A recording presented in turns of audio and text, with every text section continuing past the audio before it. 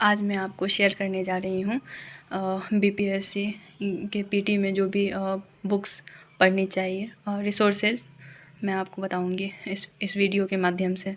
सबसे पहले अगर मैं हिस्ट्री की बात करूँ तो 6 to 12 आपको हिस्ट्री कवर करनी होती है। ये है क्लास 6 की NCERT our past 1, then second 8th class की एनसीईआरटी, ये 9th क्लास की एनसीईआरटी, ये 10th क्लास की एनसीईआरटी, और ये 11th क्लास की एनसीईआरटी है, ये 12th। इसमें 3 पार्ट्स में डिवाइडेड है। इंडियन हिस्ट्री जो है ये सेकेंड पार्ट हो गया, ये फर्स्ट है इसका, एंड ये 3 हो गया। तो गाइज बीपीएससी के एग्ज़ाम में एनसीईआरटी का बहुत ही अहम योगदान है। सिर्फ मैं बीपीएससी की ही बात नहीं कर रही हूँ, अदर स्टेट पीसीएस जो भी हैं, इवन एनसीईआरटी तो फाउंडेशन बिल्ड करने के लिए होता है।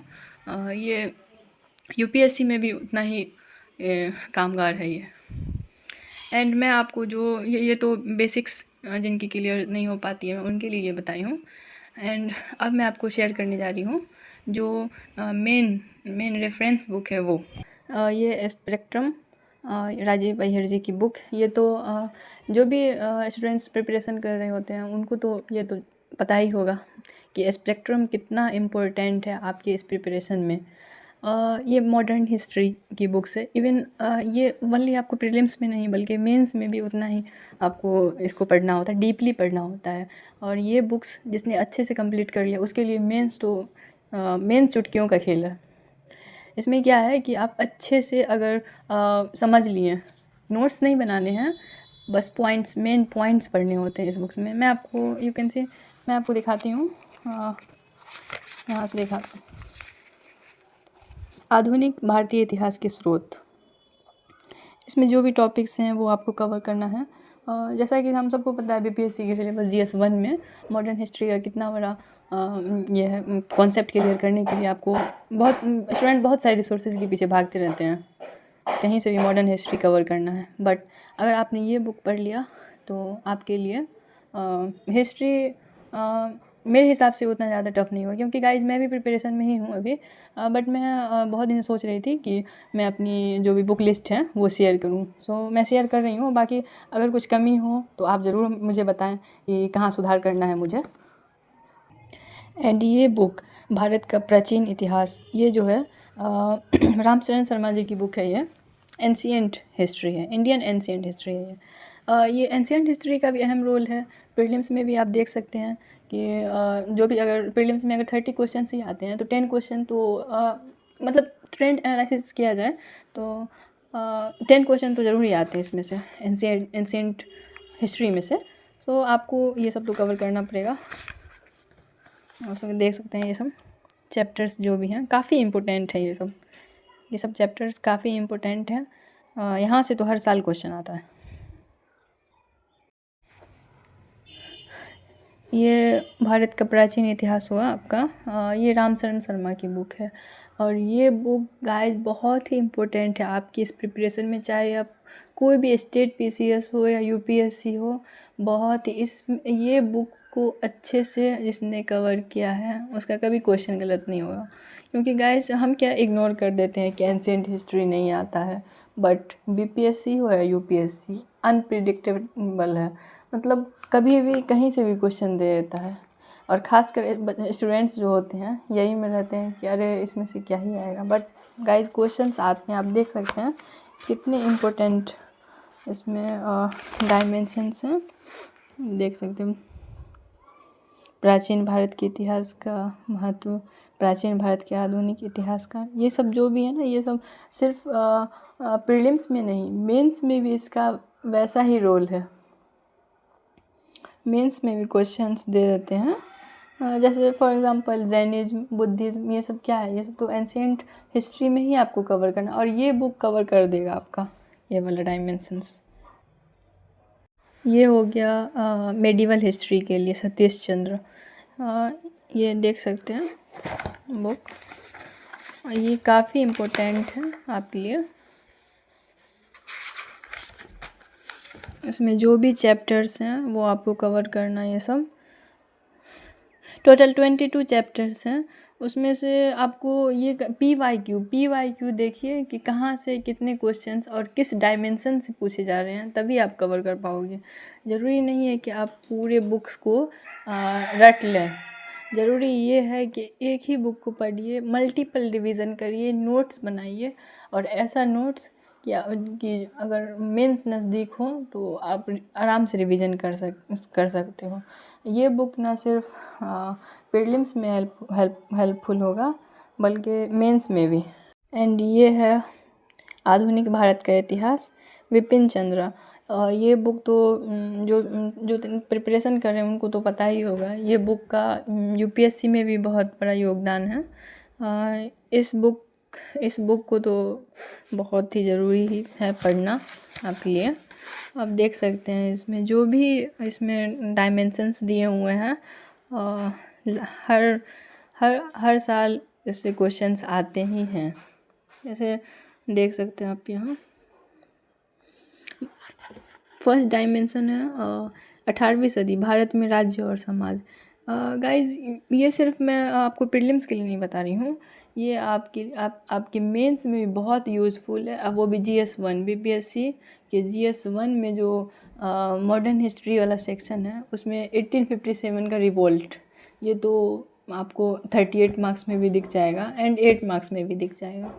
तो अगर आप ये बुक पढ़ लेते हैं और अच्छे से समझ लेते हैं तो मेंस में ज़्यादा कठिनाई नहीं होगी। अब मैं बिहार स्पेशल के लिए बुक जो मैं अभी पढ़ रही हूँ, मैंने बहुत टॉपर्स की वीडियोस देखी है जिसमें उन्होंने सजेस्ट किया है कि आप बिहार स्पेशल के लिए रितेश कुमार की जो बुक है वो, मतलब सब अपनी अपनी मर्ज़ी होती है पढ़ने की, बट अगर टॉपर्स रिकमेंड करते हैं ना, तो अगर आप वो चीज़ फॉलो करते हो तो कहीं ना कहीं दिख जाएगा आपको। सो मैं आपको दिखाती हूँ इसमें। देखिए, ये बुक्स काफ़ी हेल्पफुल होगा, इसमें सब कुछ कवर हो जाएगा। Important soils of Bihar, agro climatic zones of Bihar, मतलब बिहार से रिलेटेड जो भी टॉपिक्स होंगे इसमें, Bihar economy, Bihar Jio, Bihar history and Bihar economics, सब कुछ।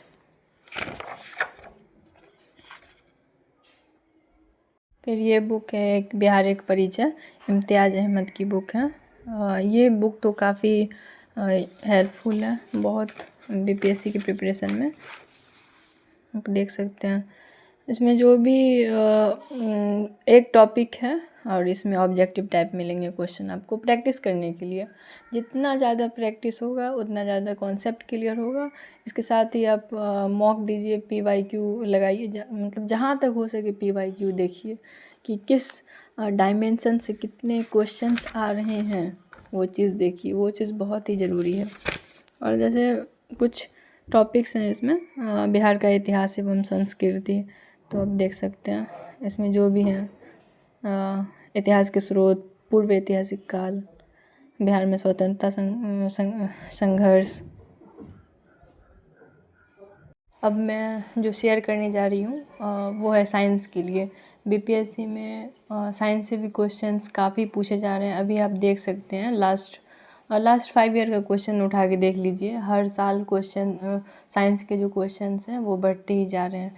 सो अगर साइंस के लिए अगर मैं बताऊं, जो एनसीईआरटी, हाँ, ये क्लास 9th की एनसीईआरटी है, ये बहुत इम्पोर्टेंट है, आप ये ज़रूर पढ़िए एक बार ये एनसीईआरटी। उसके बाद फिर आपका जो ये ना सिर्फ इसमें आपका कॉन्सेप्ट क्लियर होगा बल्कि आप बहुत अच्छे से क्वेश्चंस भी, जो भी क्वेश्चंस आ रहे हैं साइंस के, और ख़ासकर मैंने देखा है इस ईयर का भी मैंने पेपर देखा है तो उसमें वो लास्ट ईयर से ही लाए हैं क्वेश्चन सब। ये क्लास 9th हो गया और क्लास 10th, ये क्लास 10th की साइंस की बुक है। एंड एक बहुत ही इम्पोर्टेंट बुक है, वो है लूसेंट की आती है जनरल साइंस। हाँ, ये बुक को आपको कवर करना है। एंड इसके साथ ही एक और बुक आती है जनरल साइंस की। ये बुक से आपका जो भी ऑब्जेक्टिव क्वेश्चन है वो भी कवर हो जाएगा। अब मैं आपको दिखाऊंगी, जैसे ये फिजिक्स है। हाँ, तो इसमें देख सकते हैं आप, ये बहुत ही हेल्पफुल होगा आपको, तो ये बुक तो मस्ट है, पढ़ना ही है आपको। साइंस के लिए मैं एक और चीज़ कहना चाहूँगी कि साइंस में मैंने बहुत सारी वीडियोस मैं देख चुकी हूँ, तो सबका अलग अलग ये होता है। कुछ बोलते हैं कि 6 से पढ़िए, कुछ बोल रहे हैं कि 9 से, बट मैं ये कहना चाहूँगी कि साइंस की जो बुक्स हैं वो एनसीईआरटी, हाँ एनसीईआरटी तो आपको पढ़नी ही है। अगर जिसका बहुत ज़्यादा बेसिक जो है वो कमज़ोर है ना, तो वो 6 से आप स्टार्ट कर सकते हो। नहीं तो 9th to 10th अगर कवर कर लेते हो आप तो बहुत बहुत हो गया। ये बीपीएससी में साइंस के लिए इतना अगर आपने कवर कर लिया है तो हो गया। और इसके साथ ही आप घटना चक्र वो मत इग्नोर करिए। घटना चक्र जितना हो सके उतना प्रैक्टिस करिए। साइंस के लिए भी घटना चक्र बहुत ज़रूरी होता है। एंड PYQ देखिए, लास्ट 10 ईयर्स के क्वेश्चन वो देखिए एंड मॉक टेस्ट लगाइए, उससे आपका साइंस हो जाएगा कवर। और इंडियन इकोनॉमी के लिए एक बुक आती है रमेश सिंह की। ये काफ़ी बल्कि है बुक, बट मतलब मैंने देखा है बहुत सारे स्टूडेंट्स भी बोलते रहते हैं कि हाँ ये बल्कि है। मैं भी पढ़ रही हूँ गाइस, तो बल्कि तो है, बट इसके साथ ही आपको अगर बिहार स्टेट पे CS देना है तो बिहार के लिए आपको बिहार इकोनॉमिक सर्वे बहुत ही ज़रूरी है इकोनॉमिक्स में। और ये भी बुक सही है। इससे क्या है, ये मेंस के लिए ज़्यादा इम्पोर्टेंट लगता है ये बुक। और यूपीएससी में ज़्यादा इसका ये है इम्पोर्टेंस है। अब मैं पॉलिटी पे आती हूँ। पॉलिटी के लिए तो यही आप देख पा रहे हो कि भारत की राज्य व्यवस्था, M लक्ष्मीकांत। ये बुक तो जो भी प्रिपरेशन कर रहे हैं उनको तो पता है, ये तो बाइबल कहा जाता है। यूपीएससी हो या बीपीएससी, दोनों में ही काफ़ी इम्पोर्टेंट है। सबका अलग अलग होता है पढ़ने का तरीका। इसके साथ ही आपको एनसीईआरटी भी कवर करनी है। 6 to 12 अगर टाइम हो तो 6 to 12 करिए। मैं अभी कर ही रही हूँ। मैं साथ ही रेफरेंस के साथ एनसीईआरटी भी पढ़ रही हूँ। तो मैं यही सजेस्ट करूँगी कि रेफरेंस के साथ एनसीईआरटी को मत इग्नोर करिए आप।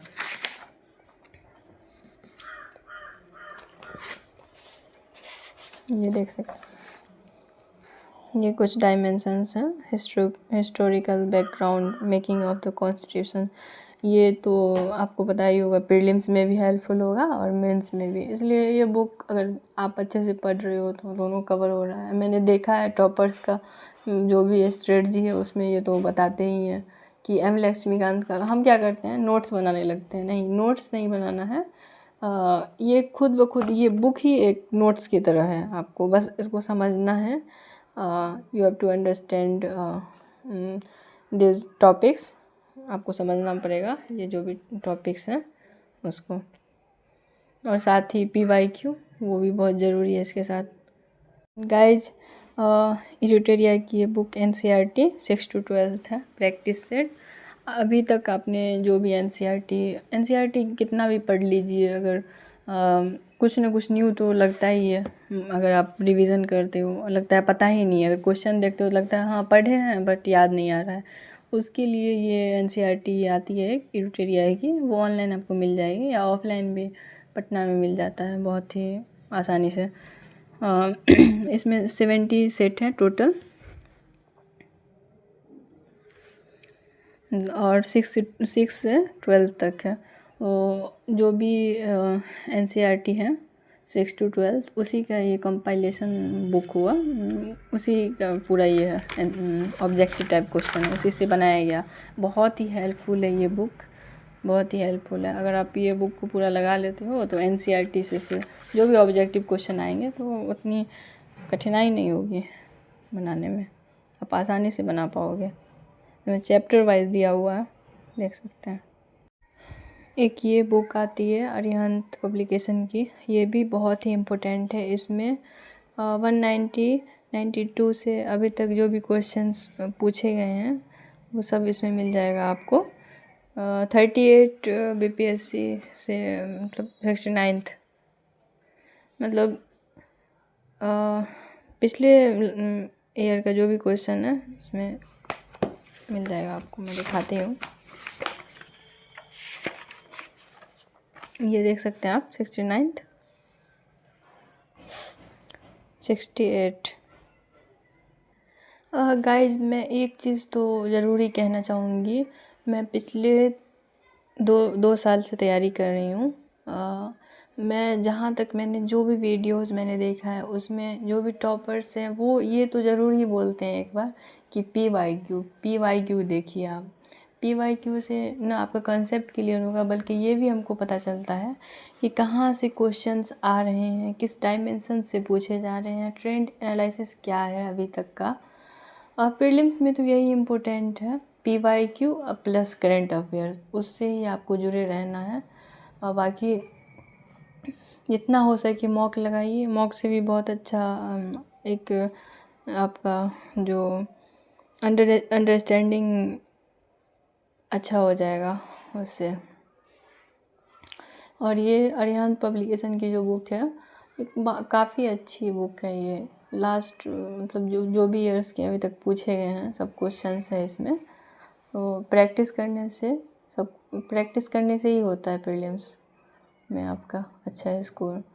और आप चाहते हैं कि फर्स्ट अटेम्प्ट में हो तो पी वाई क्यू आपको करना ही पड़ेगा जहाँ से भी हो अच्छे से। प्रीलिम्स में तो पी वाई क्यू का ही खेल है।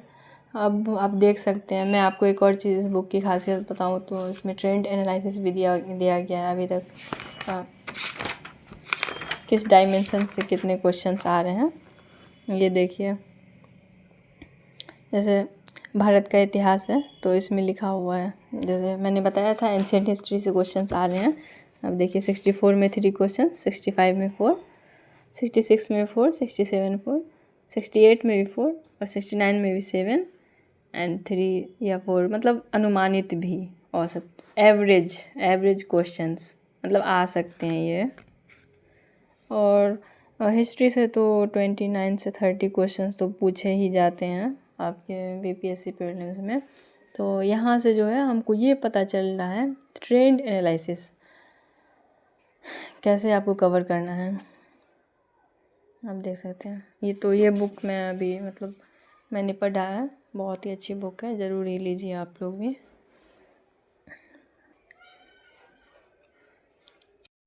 अब अगर एक लास्ट है ज्योग्राफी, अगर इसकी मैं बात करूँ तो आज एक महेश वर्णवाल की बुक आती है फॉर ज्योग्राफी, तो आप वो भी ले सकते हो।